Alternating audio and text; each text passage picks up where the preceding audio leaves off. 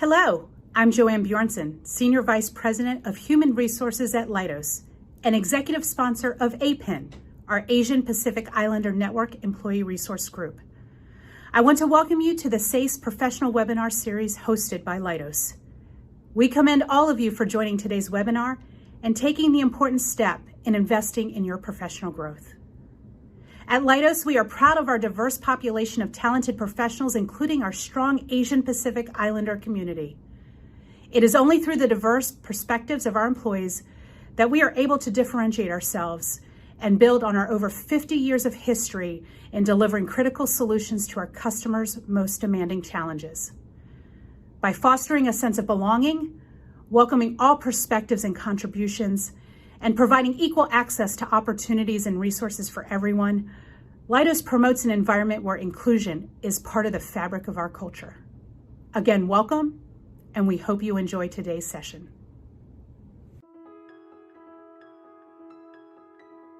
Scene 5, take 1, Mark. Inclusion is access to opportunities, unique perspectives.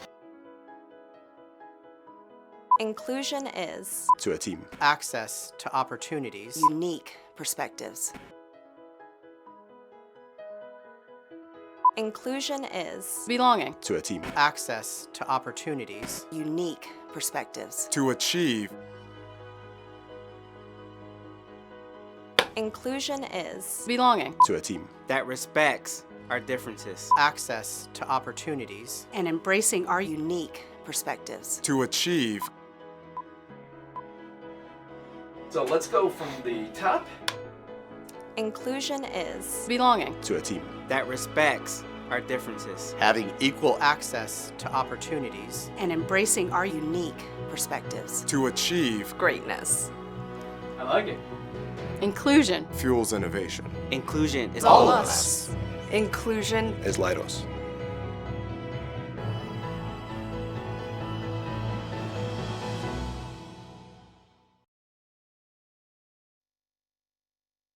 Hello, everybody. My name's Parag Matawar. I'm the Director of Professional Programming here at SASE. I'm presuming you guys can see me and can see my slides. Please pipe up if you can't. So happy to have you here today. I recognize that there were some technical difficulties to all of you joining us. You may have had to re-register. Had you registered in the past, our apologies for that.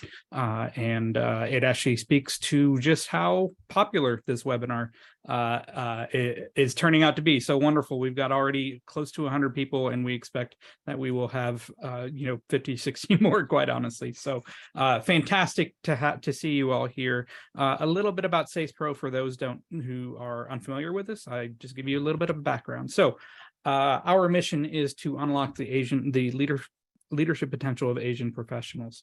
The problem as we see it, and as more and more data comes out, is that Asians are nearly 50% less likely to get promoted to middle management than their Caucasian counterparts. This is just a middle management, not even talking executive levels.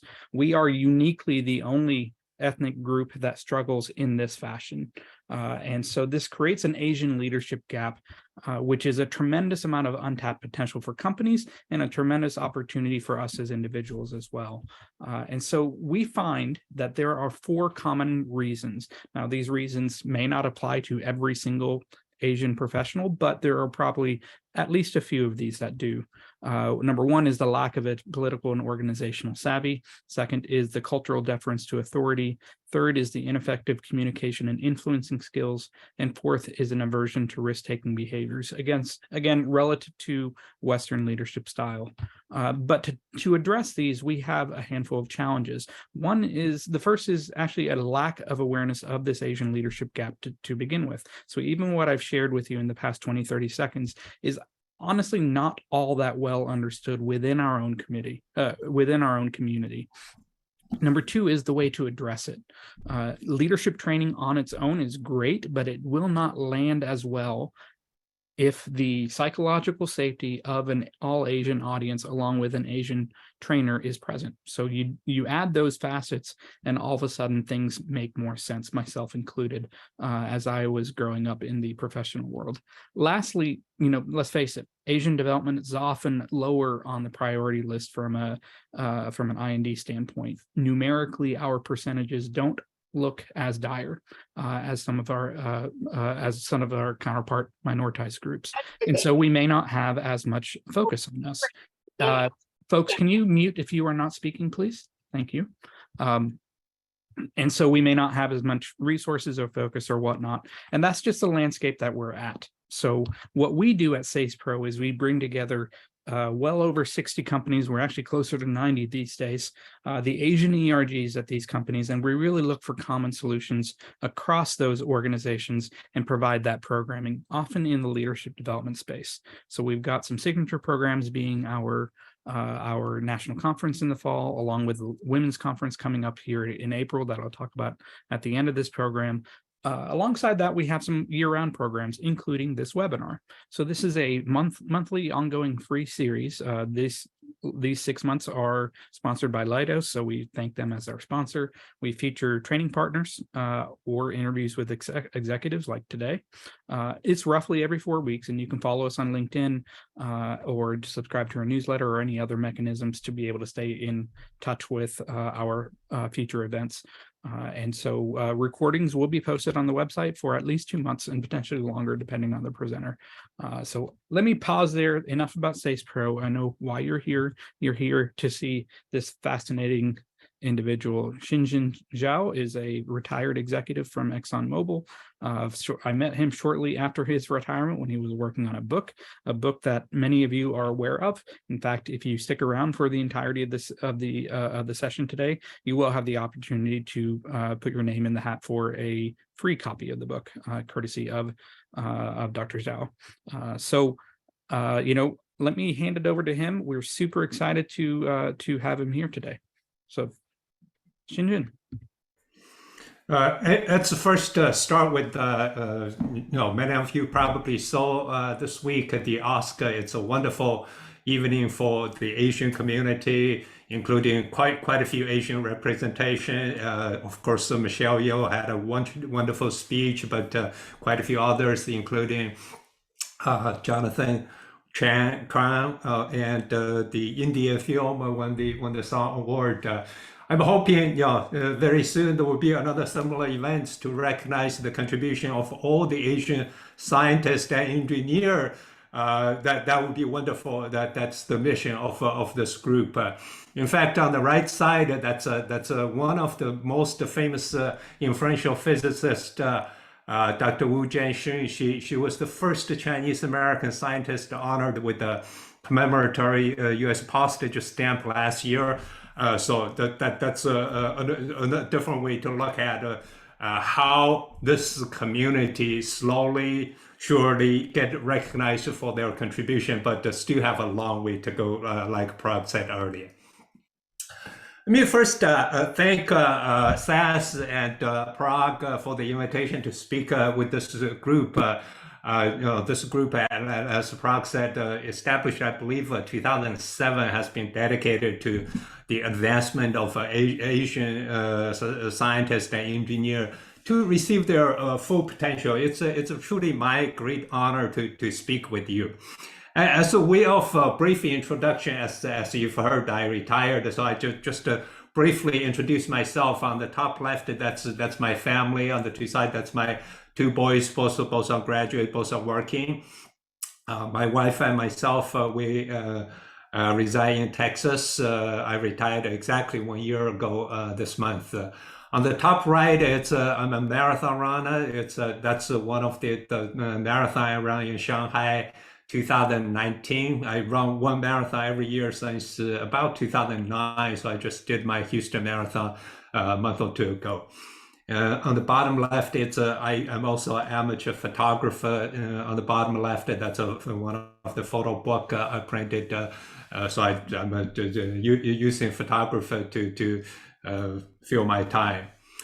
The more interesting picture on the right side, I love travels nowadays. I travel quite a bit, even when I was working. It's an interesting photo I took when I was traveling in southwest part of a very remote part of China. I visited a remote village. There is this ethnic Tong group, and she is one of the folk singer, very famous folk singer. And I had lunch in her family, and that in the guest room I see on the wall, I took that photo. On the right side of the photo, obviously there are ethnic clothes, but on the left side of that photo, the yellow T-shirt. I don't know how many of you can read the Chinese character, but basically says, "Be the best of yourself." When I saw that, I said, I love it. That's how perfectly reflective of the theme we're going to talk about, how to be the best of ourselves on the leadership journey. That's why I thought that's a good photo to start. With that introduction, let's talk about leadership. I start by saying that I've had many leadership trainings throughout my career, long career, and to be honest, I always struggled with the clarity of what leadership is or is not. During the last few years of my career, I mentored a lot of employees, especially the early career, mid-career employee. And I slowly realized I was not the only one who struggled with leadership. Everybody struggles with leadership. This is a topic, if you ask 100 people, you get 200 different answers what leadership is or is not. So around 2017, I started a blog, a LinkedIn blog about leadership, partly as a way of learning and create clarity for myself what leadership is, but partly for share the learnings with others. Now there are about 280,000 people actually around the world reading my weekly leadership blog. About a year ago when I retired, a lot of people asked me, hey, why don't you write a book? Why don't you write a book? And that became my first retirement project. The book actually published about 2 months ago. So far has been very well received. People from about 19 different countries, people from 19 different countries have purchased the book, and the feedback has been pretty positive. So some of the concept I'm going to share with you today is based on what's in the book. Before I start the presentation, I'd like to do a quick survey of the attendance on a question. Jessica, could you start the survey? So it's a very simple survey. I have 2 questions. I'd like to give you 1 second, just read. The first one is, have you ever asked yourself, why do you want to be a leader? The second question is, have anybody in your organization ever asked you, why do you want to be a leader? So it's a pretty straightforward question.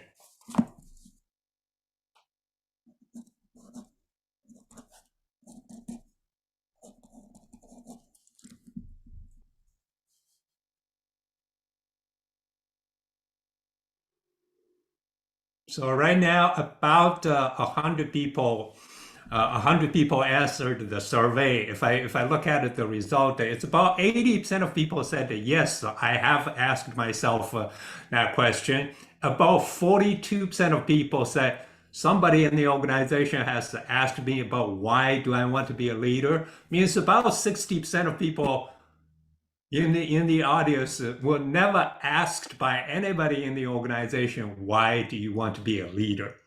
Think about it. That's about 43% of a gap. I'll stop the survey. I guess I'll move along. If you look at that's on the slides. Actually, that's as part of the book writing.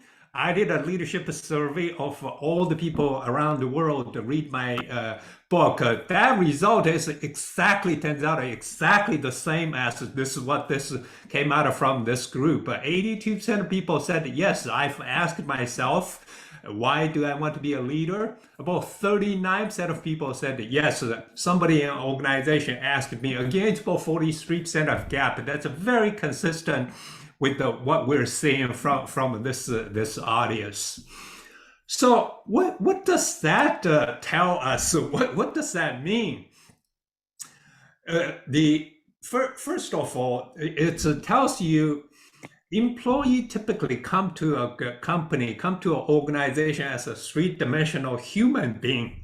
But when you at work, people are often framed into a two-dimensional character. People see only one side of you, two-dimensional. If you don't see you as a full person, you have your own purpose, you have your own value. Everybody is unique. Everybody has a different priority, a different value. When the organization and the organization purpose and individual value are aligned, you will have a more authentic workforce. People are going to be inspired. People are going to be motivated. Problem obviously arises when those things are misaligned. Individual values cannot be left at the door when people come into the office. That just simply doesn't work. Secondly, many leadership development initiatives are driven by what organization need, rather than what it takes to instill courage and conviction for people to be leader. This explains why companies spend a huge amount of money. In the US, the number is around $40–50 billion every year spent on leadership program. But to be honest, a lot of those programs are not really effective. So the key takeaway message from this survey is, if you want to be a leader, you cannot rely on a company to understand what's your value, what's your purpose, what's important. You have to take an intentional effort to develop your own self-awareness. What's truly important for you? What's your leadership value? Why do you want to be a leader? Even though most people believe, or most people think they know themselves, or most people believe they are self-aware, Harvard Business School Review, a 2018 study concluded that only about 10 to 15% of people actually have a good self-awareness. That means 85 to 90% of people, including myself, do not really have good awareness unless you really spend the intentional time and effort to think and reflect.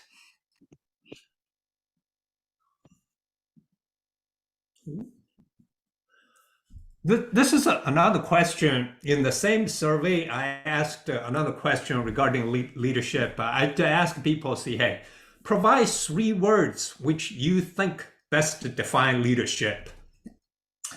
I typically think about leadership in 3 buckets on the bottom of the screen: value, and behavior, and skill.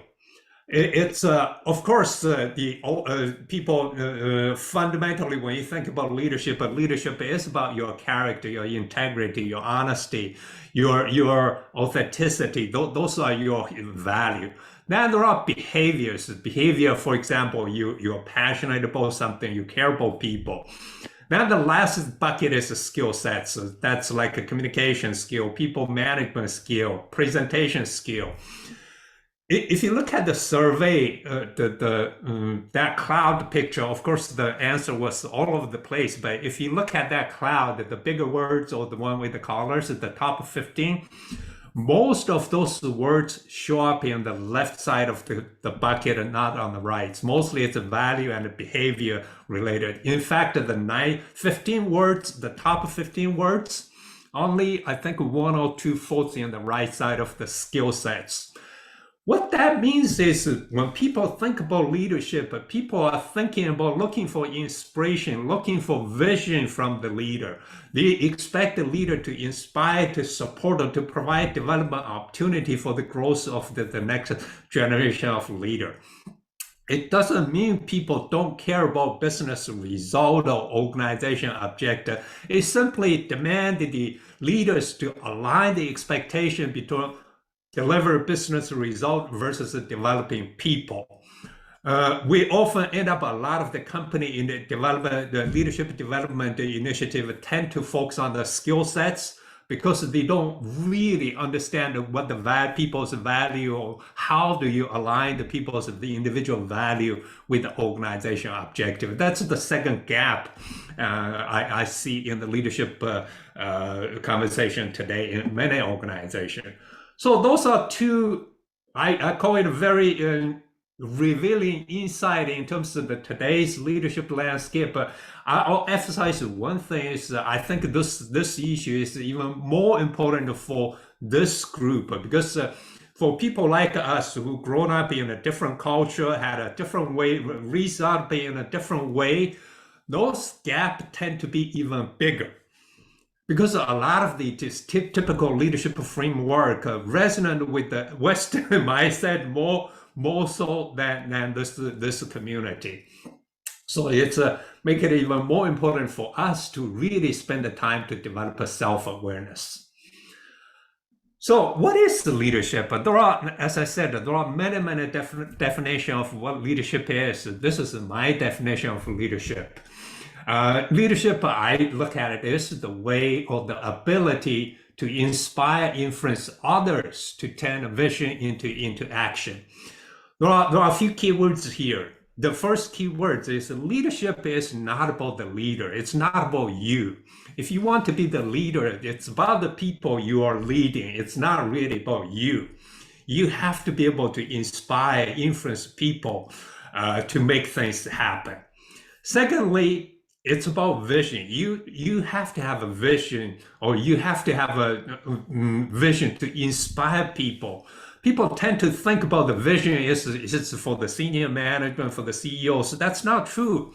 Even if you're managing a small group, you have to create a vision for your team. How the vision of your team align with the bigger objective of the organization. The third keyword in there is action.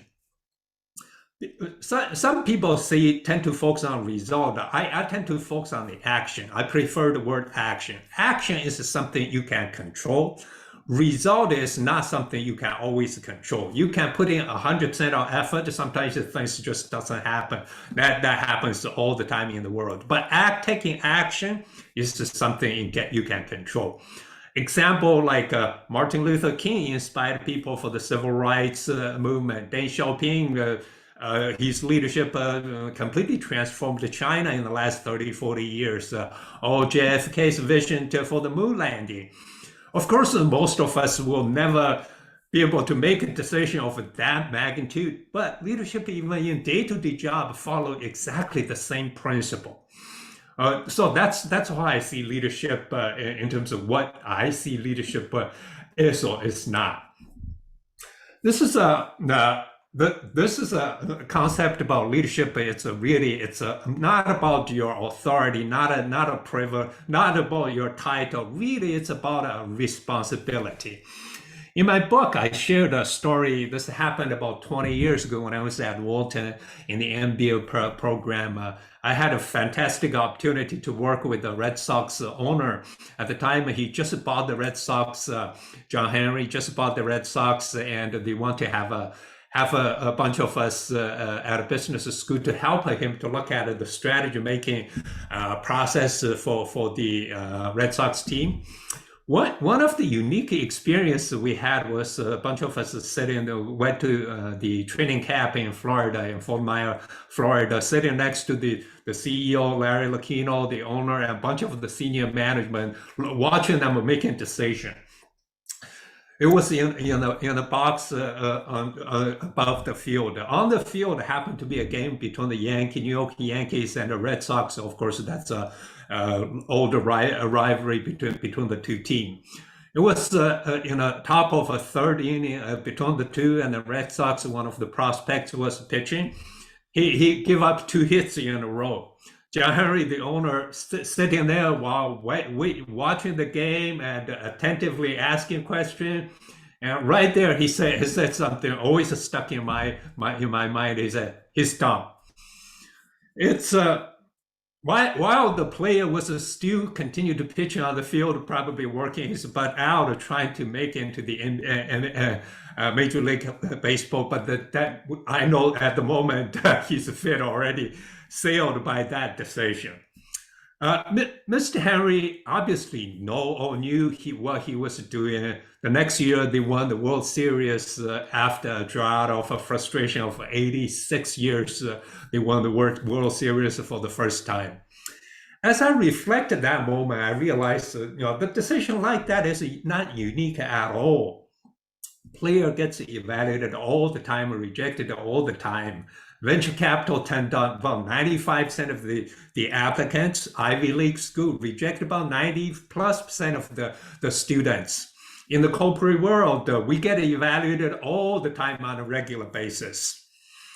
What's important to know is, of course, on the one hand, for those people who got rejected, you need to find the resilience. You need to find the perseverance to move on.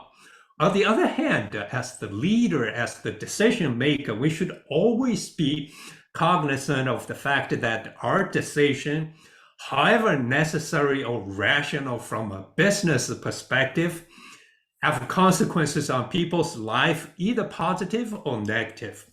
Being a leader comes with awesome responsibility to the organization, to the stakeholder, to the people involved, and the people around them.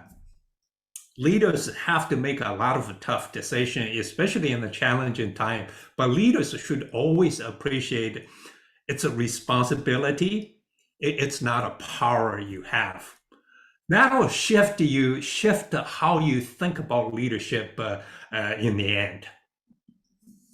Now, come back to my book. The title of my book is The Odyssey of Self-Discovery on Becoming a Leader. So, as I said before, the self-awareness is a critical part of leadership development. Why leadership start with the self-awareness? Self-awareness start with the accept who you are. You can emulate others' behavior, but you'll never become somebody else. This is especially true for this group of audience, for us, grown up in a different culture. You will never speak English as fluent as somebody who native here. We will never look like them. And we will probably never behave exactly like some of the other communities. That's just who we are. That's how we are being raised. That's not going to change. The key is to know who we are as a people. I kind of bucket the self-awareness in 4 different buckets. First of all, as I said, we need to know our value. Only when you know what's truly important for you, maybe I'll emphasize 2 things. One is, a lot of people think money motivated people. That's not true at all. Money motivates people for probably a few hours, a few days. After that, you very quickly, that motivation disappears very quickly. People are motivated by something much more fundamental.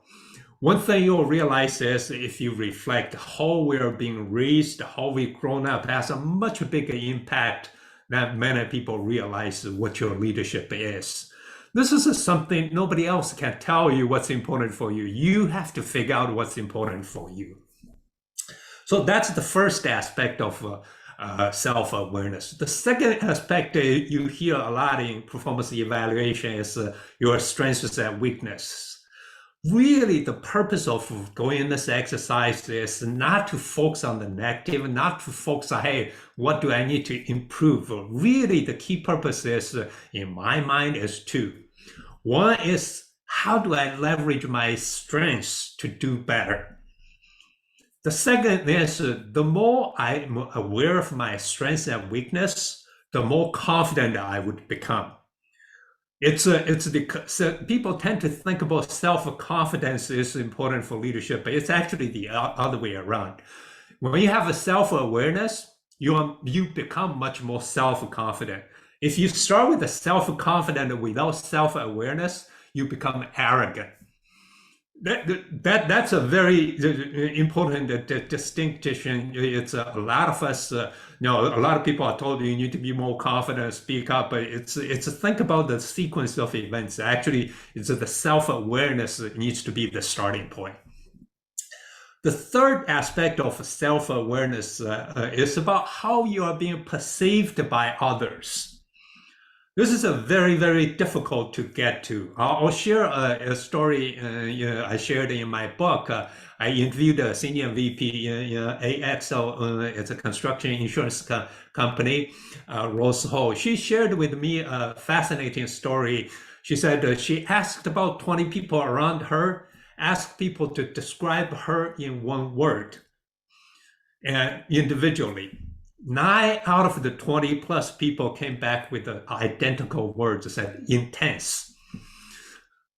When she saw that, she was shocked about this whole consistent feedback was. Intense, of course, it has many different meanings. It can be negative, it can be positive. It has very different meanings. So what Rose told me is with that awareness, she was able to leverage her intensity to her advantage. Hey, I know I'm an intense person, but when I need to be intense, how do I leverage that intensity to do things, to accomplish things? That's a part of the self-awareness development process. How do you, the other way to get how you're being perceived by others is have a mentor, have sponsors so that you can get more honest feedback. This is a very difficult one. The last part of the self-awareness I focus on, I mentioned in the book, is know the context of your work. This is especially important for technical people. For engineer scientists, we tend to focus on the science or engineer part of the work. But whatever technical project you're doing, if you don't always know the business context of the work, you are going to be in a big disadvantage. The more you know the context, how people are going to use your project result to make a decision. If this is succeed, what does that mean for the business? If this fail, what's the alternative? The more you know the context of the work, the more you will be able to communicate it in a way actually resonant with the leaders, resonant with the other people. This is one especially important for early career people. Be proactive. If you don't get an assignment, spend the time, spend the effort to try to be proactive. Ask more to understand the context of your work. As I said earlier, 85-90% of people do not have a self-good awareness. You yourself have to put the time, intentional time and effort to think, to reflect, really know what does it take to become a good, to have a good self-awareness. I'll shift a little bit the topic about influence. I'm sure Prague said earlier about the influence part. This is a common issue, especially in this community. How do we have influence without authority? Influence is part of leadership, but influence has a slightly different connotation from a leadership. Leading tend to focus on the leader. Influence very much is about whether or not you're a leader. Anybody can have influence in an organization. This is especially important when you are not in a position of authority. It turns out over 2,000 years ago, Aristotle already developed a perfect framework that, to be honest, has not changed in the last 2,000 years. How to think about persuasion. He's a persuasion framework including 3 components: the logos, ethos, and pathos. Basically, there are 3. If you want to convince somebody, you have to think about in 3 different dimensions. One, the fact you have to have the logic and facts. Second, you have to have a credibility. Third, and you have to be able to emotionally connect with the person you want to convince or persuade. We as technical people, like I assume 95% of the people on this community is technical trained. a very common mistake we as technical people make is we tend to focus on only the number one. We focus on the statistics, we focus on facts, we focus on the research, the logic. We think as long as we're right, people will listen. That's actually not how the whole world works, and we often get very frustrated when it's obviously that's the right answer, but why can't you listen? Sometimes we get even more frustrating is when somebody said exactly the same thing you did, and all of a sudden it becomes something magical, it works. Because that person had a lot more credibility than you in the organization. So that led to the second component about the credibility in the organization. It's how do you, let's be honest, you can be 100% right, 200% right. If you don't have credibility, if people don't trust you, then there is no way they're going to listen to you. Doesn't matter how right you are. So how do you establish credibility? The question becomes, how do I establish credibility in the organization? I kind of think about the credibility as a two component, expertise and trust. I'm making the assumption most of you will have the expertise of what you're doing. Technically, you have the expertise. It's the trust level. How do you develop a trust with other people? This is a very tricky thing. I'll share maybe one perspective for you to think about it is trust is one of those things, different culture, think about culture, trust very differently. Some culture, you trust people unless you do something stupid. Other culture, they don't trust you until you prove trustworthy. Goes to very different direction getting to the trust level. So this is a very, very important working in a global business or in a different business environment from something you're used to. How do you take the time to establish trust? You have to be very thoughtful in terms of approaching in a certain way to establish your trust level. People are not going to trust you right away. And in a way, trust is the enabler for any relationship.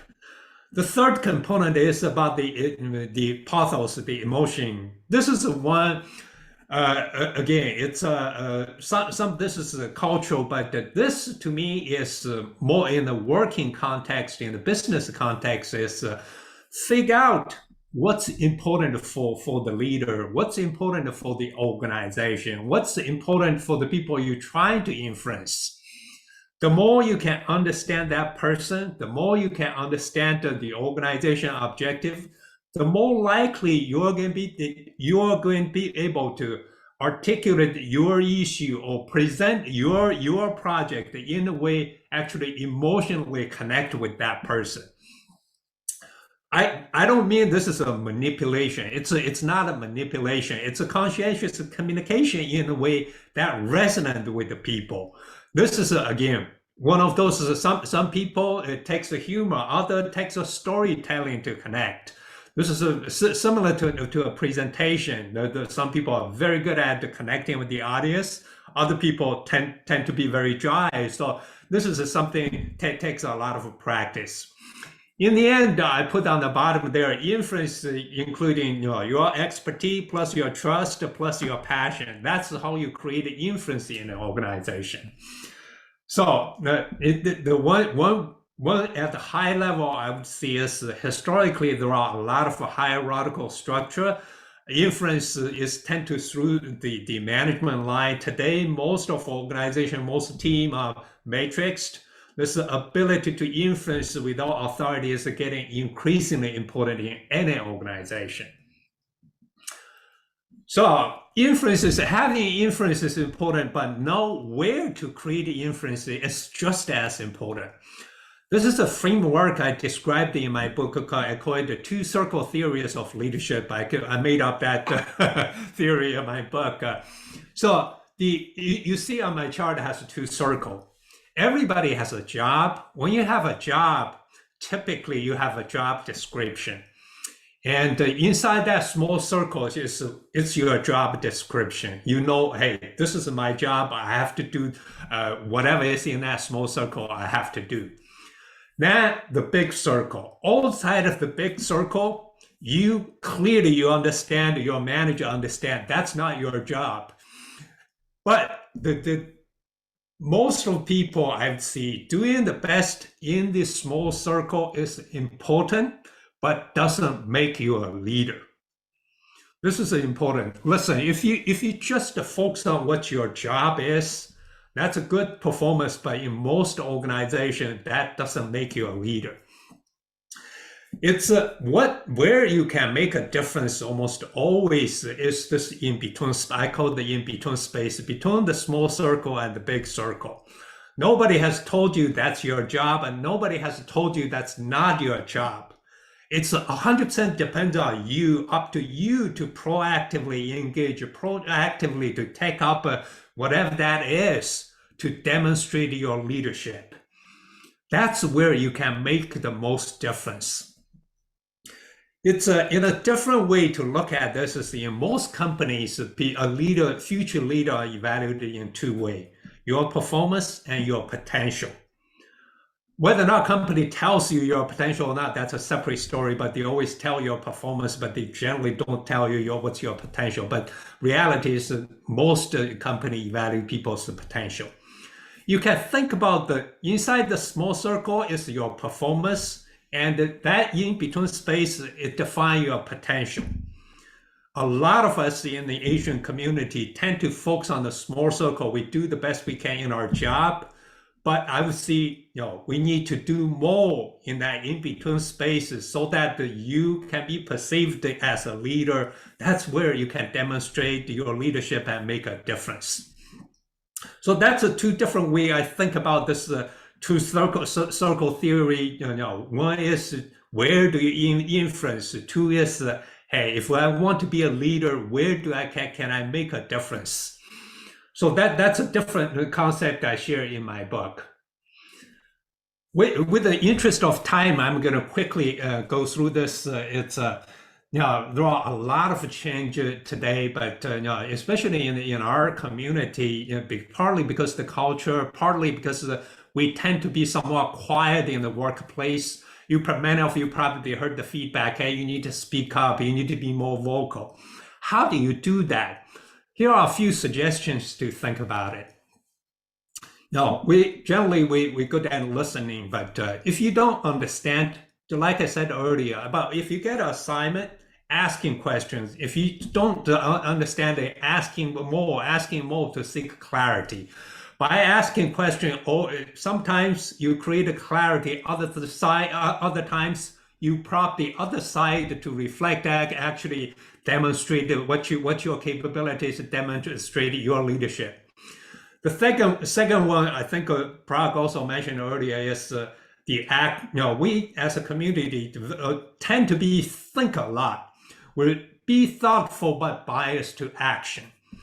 If you're thinking too much, by the time you have a perfect thought, other people already tried it 3 times on something, and guess what the management say? Hey, somebody tried it 3 times, you're still thinking. That's not going to work. So bias to action is something you need to focus on.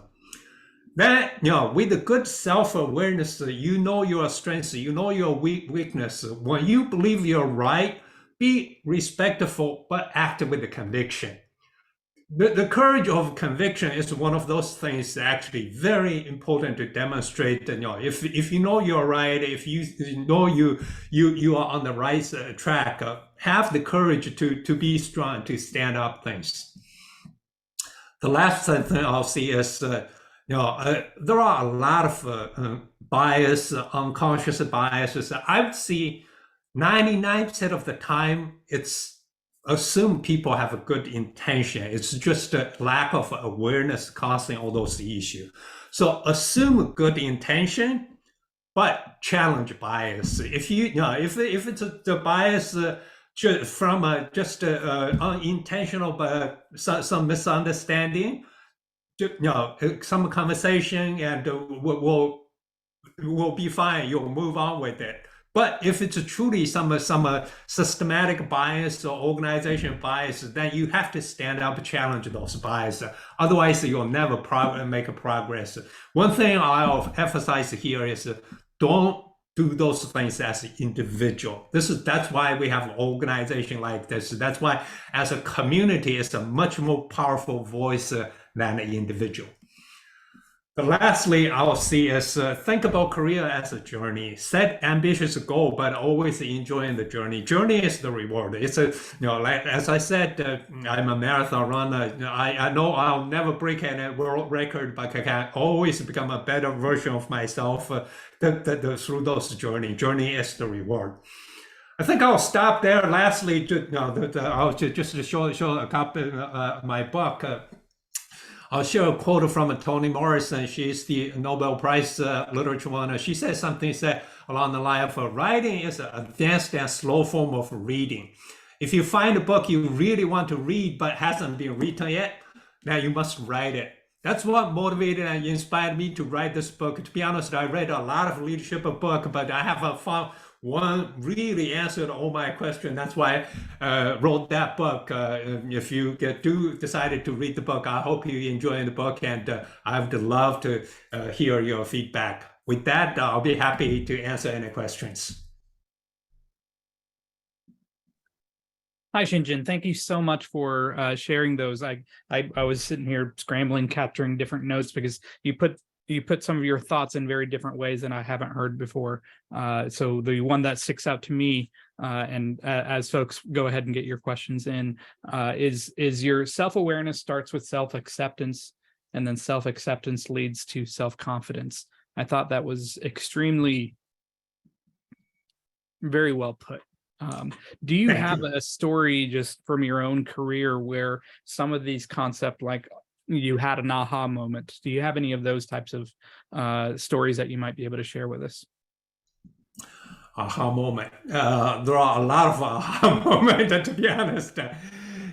One of the aha moment I would share is go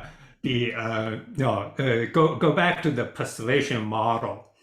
I hope that resonates with a lot of people. I made a lot of mistakes in my career, and thinking as a technical person, as a competent technical person, to focus on what's right rather than focus on how to getting things done. I shared a couple of the story in my book about how one of those scenarios I reflect. I wish I had thought about in a framework like this to see, hey, it's not about you're right or wrong, especially in the business world. Technical issues tend to have a right answer or wrong answer. Business question, there is never a right or wrong answer. You can go, make a decision, whatever decision you make. Actually, one of the story in my book is about decision is easy. This making decision is easy. Whatever decision you make, you're going to follow a different path, and it'll work out by yourself. That's actually shared by a senior executive from a president of a company with me. That was truly a aha moment. Is that's how he was thinking. But we tend to focus on, hey, is this the right decision or wrong decision? He was thinking, hey, making is easy. Whatever you make, just stick with it and move on with it. So. Can you think of a tough decision that you made as a leader in your career, and maybe it went well, maybe it didn't go well, but how did you make it? Like especially when we talk about bias to action, do you have maybe I'll share one not one specific moment, but I'll share maybe relevant to this decision making. Is our career. We all make a lot of decisions in our career. It's go back to your comment earlier about risk taking. We tend to take the regular or more just the conventional career path. In reality, is every time I took an assignment which was kind of out there, I learned 10 times more than otherwise I would ever did. The fact is, if you have those opportunities, for example, I was managing global licensing business, global sales, and I was sent to China for a capital investment project. I not just enjoyed it, I loved it, and I just really learned 100 times more. That the fact the organization creates those opportunities if you ever will offer those opportunity, take it, but that's not enough. You have to act proactively, seek out for those opportunity, and be ready for those opportunity. In the book, I shared I don't know how many of you watch football, but New England Patriots. He just retired. Tom Brady. Yeah. Tom Brady. He was not the first line quarterback. It was because the previous guy got injured, and he got that. Some people say it was luck. It was not luck. It was because he got himself ready for that challenge, and rest is history. That's the type of mentality you have to have. Is you have to know what you want, and you have to get yourself ready if the opportunity shows up. Yeah. No, great point. Actually, I was at a training earlier today at my previous company, Procter & Gamble, and they mentioned the exact same thing: is you've got to put it out there for what you want in the world, and then be open and ready when it comes when it happens, because it will happen if you put it out there, just as you're saying. So thank you for sharing that. We have another question in the chat. I always find myself looking at the dark side of failure and struggle with looking at the bright side of succeeding when making a decision. Do you have any advice on how I can convince myself? Yes, I have a whole chapter in that book about the failure. It's without going into all the detail, all the gory detail, maybe I'll just share one quick story. When I finished my PhD at MIT, I looking for a job that was about 92. The business environment was not good, but I had this whole stack of 100 plus rejection letter. I was rejected by Exxon and Mobil. Of course, I eventually worked at ExxonMobil for about 17, 18 years. But so it's I would say in the business context, you are going to have failure. Failure is only a failure if you don't learn. Right. The key part of failure is there are I forgot who said this. This is a Harvard Business School professor. I forgot which one, but she said something along the line. There are risk failures. You purposely decided to take a risk. There is a pretty good chance to fail. That's perfectly fine as long as you actually learn from those failures. On the other hand, you do not want to take a stupid mistake, make a stupid decision, and end up a failure. That's a completely avoidable mistake or avoidable failure. So that's maybe a good framework to think about it in a business context or technical context.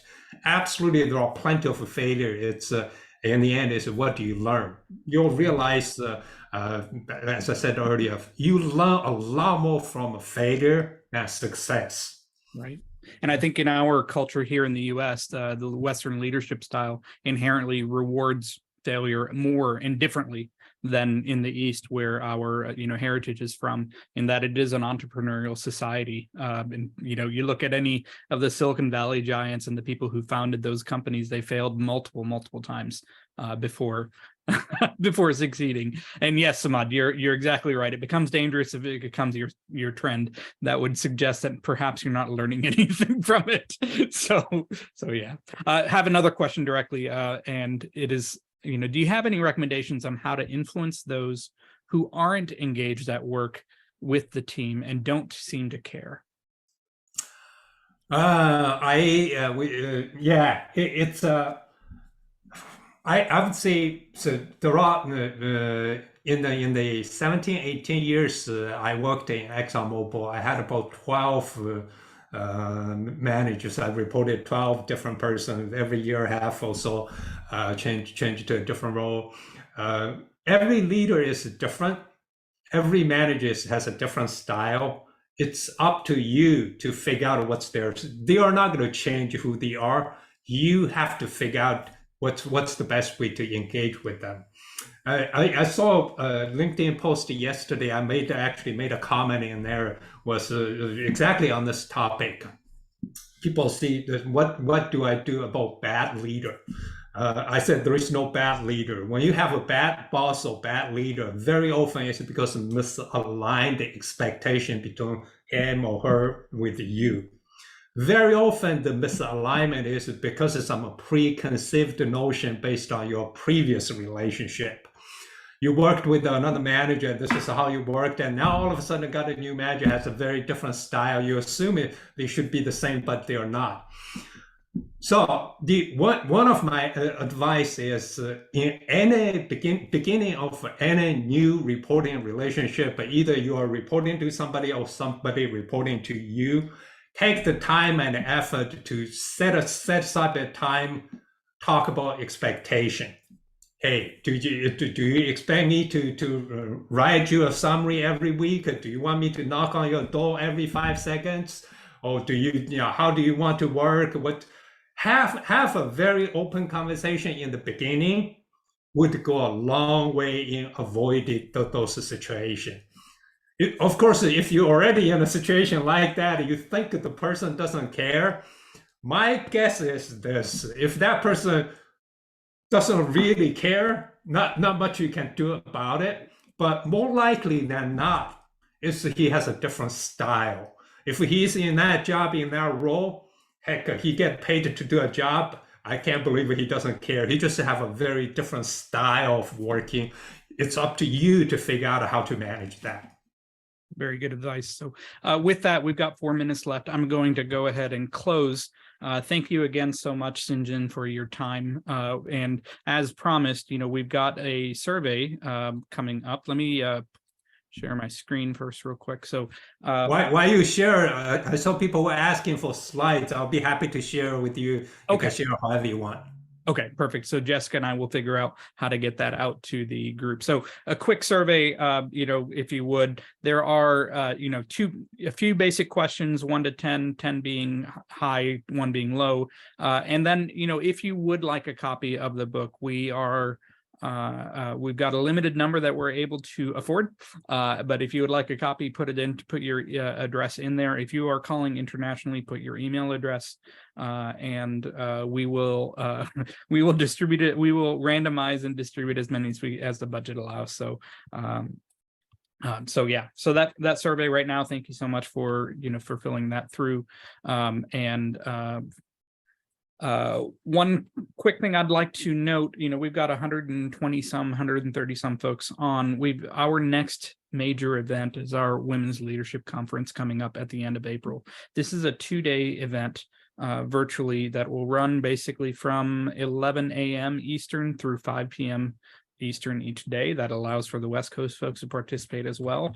The basic schedule is, that's an eye chart. I get that, but there are 4 concurrent tracks. That essentially means that anybody who joins can pick and choose which session to watch live. All sessions will be taped and will be available to registrants afterwards. There will be, so there are 4 rounds of workshops from Asian professional trainers. We also have executive panels and our very popular focus circles, again, focused on our Asian women population. You can go to wlc.saseconnect.org.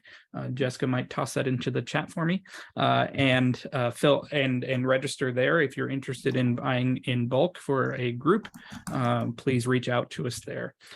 Also happy to announce our next webinar is with Raman Malhotra from Leidos, from our sponsoring company. She's the Vice President of Talent Acquisition. On April 19th, you can now go to our website, the saseconnect.org/webinar, and register now. This is again a free webinar, and we'll just be having a conversation with her about her career, about her advice, and go from there. Make sure you follow us on the web, on LinkedIn, on Facebook, and if your company is not currently engaged with SASE Pro, if you have an Asian ERG and would like to be more involved, please reach out to us at pro@saseconnect.org. Engaging with us is free. There is no cost or commitment. The only commitment is we ask that you support our programs. That way we can keep the lights on, basically, but there is no upfront sponsorship cost or anything of that nature. With that, thank you so much for your time. We are at the hour. We will send a email to all registrants within the week, or by next Monday, worst case scenario, along with the link of this recording, and we'll also figure out how to get a copy of the slides to you as well. Okay. Thank you so much, everyone. And with that, Jessica, we can close.